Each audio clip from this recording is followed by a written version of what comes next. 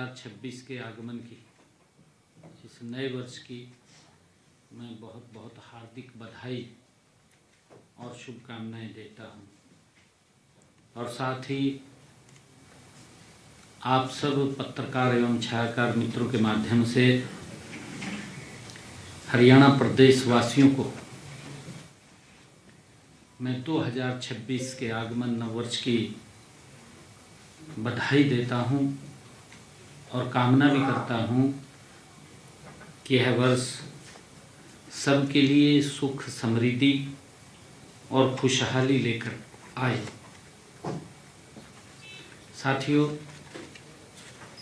आज की इस बैठक में हमारी जो कैबिनेट की आज बैठक हुई है उसमें 6 एजेंडे रखे गए और 6 के 6 एजेंडे मंजूर किए गए। सबसे पहले पंचकुला में गौशाला स्थापित करने के लिए एजेंडा उसमें रखा था, भूमि को पट्टे पर देने के लिए। हमारी सरकार गौ सेवा और गौ संरक्षण की दिशा में लगातार मजबूती से काम कर रही है। राज्य सरकार द्वारा गौवंश की देखभाल हेतु नीति अनुसार सामाजिक संस्थाओं को प्रदेश में गौशालाएं स्थापित करने के लिए रियायती दरों पर जमीन उपलब्ध कराई जा रही है।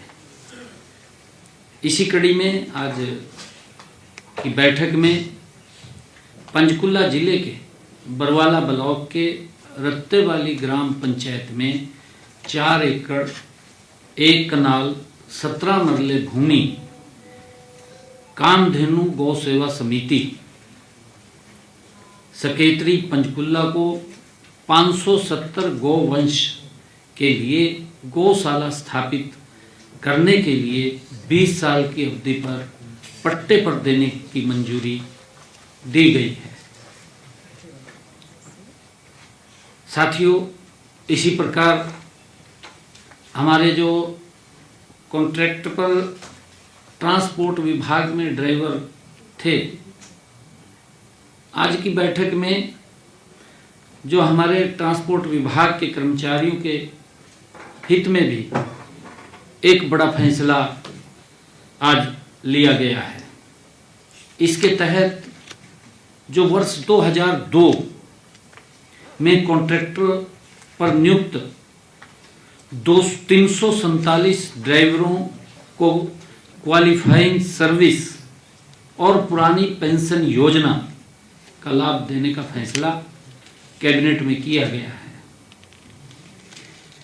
इन कर्मचारियों को 2002 में भर्ती हुए ड्राइवरों को उनकी शुरुआती नियुक्ति की तारीख से रेगुलर माना जाएगा। ये निर्णय उनकी मांग थी और लंबे समय से इस बात की मांग कर रहे थे कि हमें 2002 से उसको रेगुलर माना जाए। शुरुआती नियुक्ति की तारीख में सेवा की गणना करके एसीपी, पुरानी पेंशन योजना और पारिवारिक पेंशन योजना 1964 का लाभ प्रदान करने और जनरल प्रोविडेंट फंड को खोलने जैसे विभिन्न लाभ प्रदान किए जाएंगे। ये सभी लाभ 31 अगस्त 2024 तक सैद्धांतिक रूप से दिए जाएंगे तथा वास्तविक वित्तीय लाभ 1 सितंबर 2024 से या सरकार द्वारा तय की गई किसी कट ऑफ तारीख से उनको मिलना शुरू हो जाएगा। हमने कैबिनेट के अंदर जो तीसरा हमारा फैसला लिया गया, जो पिछले दिनों घटनाक्रम हुआ स्वर्गीय संदीप कुमार लाठ एएसआई की धर्मपत्नी श्रीमती संतोष कुमारी को सरकारी नौकरी प्रदान करने का निर्णय कैबिनेट में किया गया, उन्हें कैंपस स्कूल महर्षि दयानंद विश्वविद्यालय रोहतक में पीजीटी गणित ग्रुप बी के पद पर सरकारी नौकरी दी जाएगी। श्रीमती संतोष कुमारी की शैक्षणिक योग्यता सहित अन्य सभी पात्रताएं पूरी करती हैं और नियमानुसार यह निर्णय लिया गया है। मंत्रिमंडल ने इस मामले में भी सहानुभूतिपूर्वक विचार करके मानवीय एवं नीतिगत राहत प्रदान करने का फैसला किया है। हमने प्रदेश सरकार रजिस्ट्रियों में पारदर्शिता के लिए लगातार प्रयास कर रही है। कच्ची कॉलोनियों में रजिस्ट्रियों पर पूर्ण प्रतिबंध है। ऐसी कॉलोनियों में लैंड एक्सचेंज कर रजिस्ट्रियां करवाने के प्रयास किए जा रहे हैं। ये पिछले दिनों देखने में आया है। इस पर अंकुश के लिए भी सरकार ने कड़े कदम उठाए हैं। अब कच्ची कॉलोनियों में भूमि रजिस्ट्री के लिए एक्सचेंज पर पूर्ण प्रतिबंध रहेगा। सभी पत्रकार छायाकार मित्रों को मैं ये कहना चाहता हूं कि आज की कैबिनेट में एक महत्वपूर्ण फैसला ये भी किया गया है। देश के यशस्वी प्रधानमंत्री आदरणीय नरेंद्र मोदी जी के नेतृत्व में देश में महिला सशक्तिकरण को एक संकल्प के रूप में आगे बढ़ाया गया है। केंद्र सरकार द्वारा महिलाओं को आत्मनिर्भर बनाने के उद्देश्य से शिक्षा, स्वास्थ्य, कौशल विकास और उद्यमिता के क्षेत्र में विशेष योजनाएं शुरू की गई हैं। हरियाणा सरकार भी देश के यशस्वी प्रधानमंत्री आदरणीय नरेंद्र मोदी जी की इस सोच को धरातल पर उतारते हुए राज्य में महिलाओं की भागीदारी और नेतृत्व को सशक्त बना रही है। आदरणीय प्रधानमंत्री जी ने भारत को 2047 तक विकसित राष्ट्र बनाने का ये विजन देश के समक्ष रखा है। इसके लिए उन्होंने ह्यूमन कैपिटल पर भी अभी से कार्य करने की दिशा में प्रतिबद्धता आदरणीय प्रधानमंत्री जी ने जताई है। इस विजन को लागू करते हुए आज की बैठक में ह्यूमन कैपिटल को ध्यान में रखते हुए एक बड़ा निर्णय वो कैबिनेट ने लिया है। राज्य सरकार द्वारा बहनों बेटियों के लिए शुरू की गई दीनदयाल लाडो लक्ष्मी योजना का आज विस्तार किया गया है। इसी कड़ी में सामाजिक विकास के साथ जोड़ते हुए दीनदयाल लाडो लक्ष्मी योजना में कुछ नई श्रेणियों को आज इसमें जोड़ा गया है। वर्तमान में जिन परिवारों की वार्षिक आय 1 लाख रुपए से कम है, उन परिवारों की महिलाओं को हमने जो बात कही थी 2100 रुपए का लाभ दिया जा रहा है। अब यह लाभ ऐसी महिलाओं को भी दिया जाएगा जिनके बच्चे 10वीं 12वीं कक्षा में 80% से ज्यादा नंबर लेकर के आए हैं। इसके अंदर उन बहनों को भी जोड़ा गया, क्योंकि बच्चे को आगे बढ़ाने में मां का बहुत बड़ा हाथ होता है। वो मेहनत करती है, मेहनत करके बच्चे को आगे बढ़ाती है, उसको पढ़ाती है, और बच्चा जब मेहनत करता है, नंबर लेकर के आता है, उसमें मां का बड़ा अहम योगदान होता है। और हमने निर्णय किया है और उसमें एक कंडीशन भी लगी है। और उसमें एक कंडीशन भी लगी है कि उनके 3 बच्चे होने जरूरी है।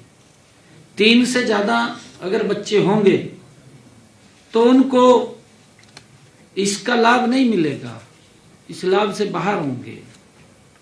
इसके साथ ही महिलाओं व उनके परिवार को आर्थिक रूप से सशक्त बनाने के लिए भी एक नई पहल शुरू की गई है। जैसा मैंने बताया है कि वर्तमान में 2100 रुपये की राशि बहन बेटियों के खातों में सीधी जा रही है।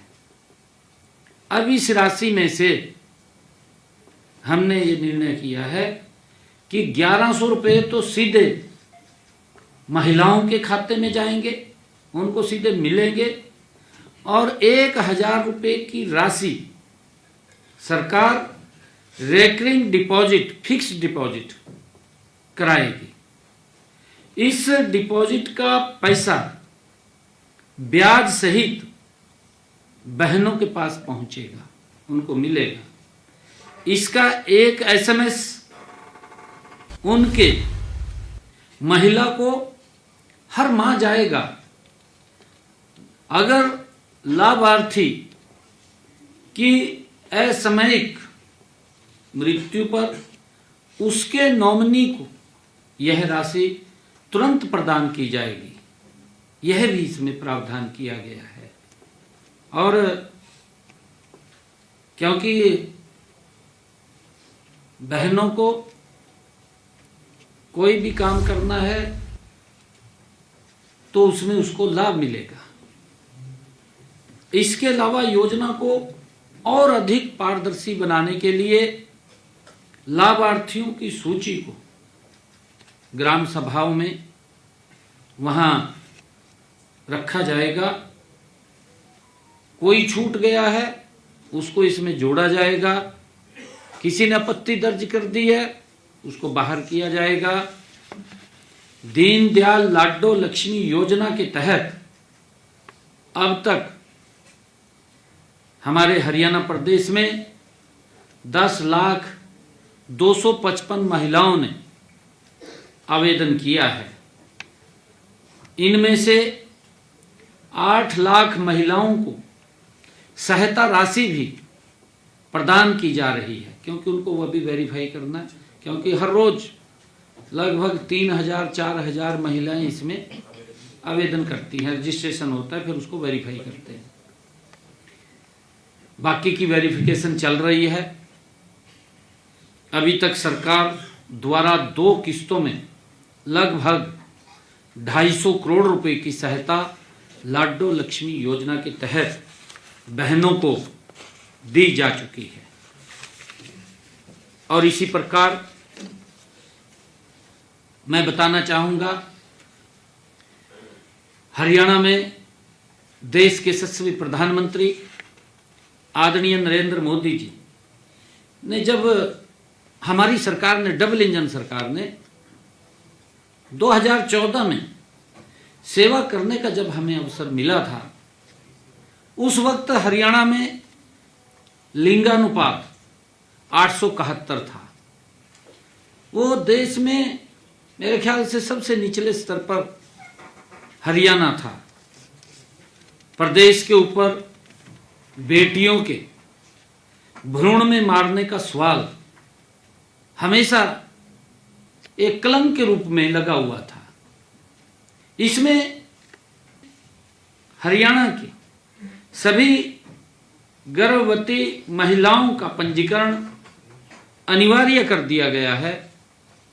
उन गर्भवती महिलाओं जिनके पास पहले ही कोई अपनी बेटी है के साथ आशा तथा आंगनवाड़ी वर्कर को सहेली के तौर पर हमने नियुक्त किया है। पिछले दिनों निर्णय किया था। 2025 में 3 गुना बढ़कर कुल मिलाकर के अब 154 PNT तथा गर्भपात संबंधित रेड की गई, जिसके तहत हमने ये कार्रवाई करते हुए 41 कमीज चौक तथा 395 गर्भपात केंद्र बंद कराए गए हैं। 2025 में MTP एक्ट के तहत 114 FIR की गई, 83 चार्जशीट कोर्ट में दायर की गई। साथियों, जैसा मैंने कहा है कि इस कॉन्फ्रेंस में आप सभी पत्रकार छायाकार बंधुओं का हार्दिक स्वागत, नववर्ष की हार्दिक बधाई, शुभकामनाएं। साथ ही आपके माध्यम से प्रदेशवासियों को भी नववर्ष 2026 की बधाई और शुभकामनाएं देते हुए यह नववर्ष सबके लिए सुख समृद्धि और खुशहाली मंगलमय हो, ऐसी कामना के साथ पिछले एक वर्ष में हरियाणा सरकार ने हरियाणा में हमने सभी वर्गों और सभी क्षेत्रों के समान विकास के लिए अनेक योजनाएं और कार्यक्रम हमने 3 गुना गति से चलाए हैं। हमने पिछले विधानसभा के चुनाव में अपने संकल्प पत्र में 217 में से 54 संकल्पों को एक वर्ष में ही हमने पूरा कर लिया है। यही नहीं, 163 वादों पर काम प्रगति पर है। हमने बहन बेटियों को आर्थिक और सामाजिक सुरक्षा प्रदान करने के लिए दीनदयाल लाडो लक्ष्मी योजना, पहले ही बजट में हमने 5000 करोड़ रुपए का प्रावधान किया था। 25 सितंबर को हमने दीनदयाल लाडो लक्ष्मी ऐप का लॉन्च किया था और 1 नवंबर से हमने बहनों के खाते में पहली किस्त पहुंचाने का काम किया था। और इसी कड़ी के अंदर हमने उस बात को पूरा किया है। गति से बहनें इसके साथ जुड़ रही हैं। ये योजना लोकहित की योजना है, महिलाओं को सशक्त करने वाली योजनाओं है, महिलाओं के परिवार को सशक्त करने वाली ये योजना है। इसी कड़ी में हमने अपने संकल्प पत्र में कहा था कि हम एक योजना बना करके हर घर हर गृहिणी योजना बना करके ऐसी बहनों को, ऐसी महिलाओं को जिन परिवारों की इनकम 1,80,000 रुपए से कम है, ऐसी बहनों को 500 रुपए का गैस का सिलेंडर हमारी सरकार देगी। ऊपर का पैसा उसके खाते में पहुंचाने का काम हम करेंगे। इस योजना के तहत 14,70,000 बहनें इसका लाभ उठा रही हैं और भी जुड़ रही हैं। जैसे जैसे जुड़ती है उसका लाभ उन तक पहुंचता है। और इसी प्रकार हमने अपने संकल्प पत्र में कहा था, क्योंकि किसान हित हमारी नीतियों के केंद्र में है, हमने अपने संकल्प पत्र में कहा था कि हम अपने किसान की 24 फसलों को MSP पर खरीदने का काम करेंगे। हमने उस बात को पूरा किया है। आज हरियाणा देश का पहला ऐसा राज्य है जो अपने किसान की 24 फसलें, पूरी की पूरी फसलें MSP पर खरीदने का काम कर रहा है। और इसी कड़ी में अब तक हमने 12 लाख ऐसे किसानों को, जिन्होंने अपनी फसल मंडी में गेरी, जे फार्म कटा, 48 घंटे के अंदर उसके खाते में पैसा पहुंचाने का काम हमारी सरकार कर रही है। इस कड़ी के अंदर हमने अब तक किसानों के खाते में 1,64,000 करोड़ रुपया उनकी फसल का पहुंचाने का काम हमारी सरकार ने किया है। हमने इस बात को पूरा किया है। साथियों, हमने ये भी कहा था कि अगर किसान के ऊपर कोई प्राकृतिक आपदा आती है तो सरकार उसके साथ कंधे से कंधा मिला करके खड़ी है। हम ये भी देखते हैं, क्योंकि विपक्ष के पास जिस प्रकार की उनके कार्य थे वो जनता के सामने आते हैं। जनता देखती है कि उनके समय में तो 2 रुपए का चेक मिलता था, 5 रुपए का मिलता था। 10 साल में अगर किसान की फसल का खराबा हुआ है तो उनको 1100 1150 करोड़ रुपए पहुंचाया। 2,80,00,000 हरियाणा प्रदेश की आबादी है।